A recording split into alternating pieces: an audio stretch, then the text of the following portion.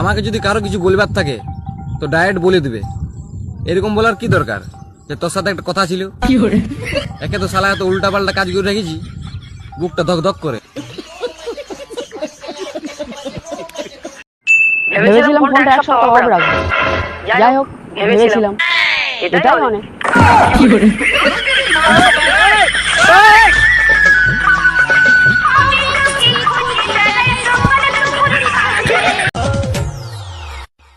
আমার সাদা মনে একটাই প্রশ্ন, যে বাংলাদেশের রাজধানী ঢাকা কেন খোলা রাখলে অসুবিধা হতো? तुम बहुत पढ़े लिखे हो तो फिर इंग्लिश बोल के दिखाओ। ইংলিশ?